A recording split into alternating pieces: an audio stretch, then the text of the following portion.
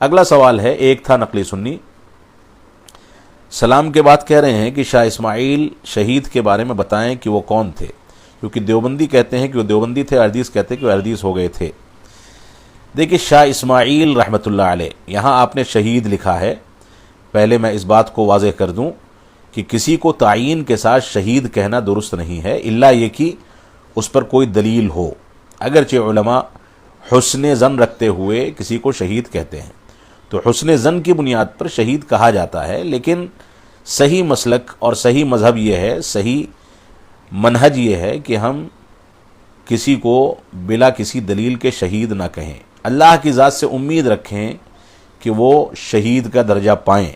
لیکن تعین کے ساتھ کسی شخص کو شہید کہنا یہ درست نہیں ہے، کیونکہ شہادت کا درجہ کسی کو ملا ہے نہیں ملا ہے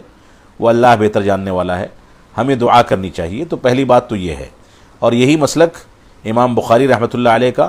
اور دوسرے بڑے علماء کرام کا بھی رہا ہے کہ تعین کے ساتھ کسی کو شہید نہ کہا جائے۔ تو پہلی بات تو یہ ہے۔ دوسری بات یہ ہے کہ شاہ اسماعیل رحمۃ اللہ علیہ بہت مشہور عالم دین گزرے ہیں، جن کی کتاب تقویۃ الایمان ایک مشہور عقیدے کی کتاب ہے۔ تو ان کے بارے میں اصل میں دو طرح کے موقف اختیار کیے جاتے ہیں۔ اہل حدیث حضرات یہ دعویٰ کرتے ہیں کہ وہ اہل حدیث تھے،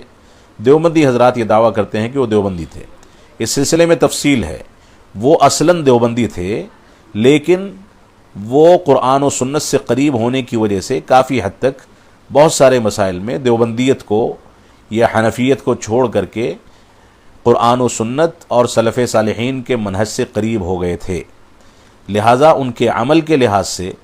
اور قرآن و سنت پر ان کے عمل پیرا ہونے کے لحاظ سے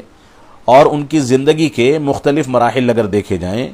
کہ وہ کس انداز سے فقہ حنفی سے اور اسی طریقے سے تقلید سے دوری اختیار کرتے چلے گئے اور قرآن و سنت اور سلف صالحین کے منہج کی طرف رجوع کرتے چلے گئے، اس ناحیے سے وہ ظاہر سی بات ہے کہ جماعت اہل حدیث کے منہج کے قریب تھے اور جماعت اہل حدیث کے مسائل کو انہوں نے اپنا لیا تھا کافی حد تک، لیکن اصلاً وہ حنفی تھے، تو بہت سے مسائل میں ان کے ہاں حنفیت یا دیوبندیت باقی رہی ہو، ایسا بھی ممکن ہے۔ لہٰذا یہ دعویٰ کسی بڑی شخصیت کے بارے میں کرنا کہ وہ دیوبندی تھا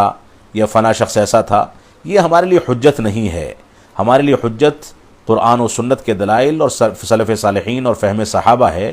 لہٰذا کوئی شخصیت اس کو اپنائے تو اچھی بات ہے، نہ اپنائے تو وہ اس کا معاملہ ہے۔ لیکن شاہ اسماعیل رحمۃ اللہ علیہ کے بارے میں جیسا کہ میں نے بتایا کہ اس طرح کا دعویٰ کرنے کی بنیادی وجہ یہ ہے کہ وہ اصلاً دیوبندی تھے اور ان کے ہاں وسعت تھی، لہٰذا اس وسعت کی بنیاد پر وہ قرآن و سنت سے بہت قریب تھے اور بہت سارے مسائل میں انہوں نے قرآن و سنت اور فہم صحابہ کا مسلک اختیار کر لیا تھا، لہٰذا وہ اسی مسلک کے مانے جانے چاہیے۔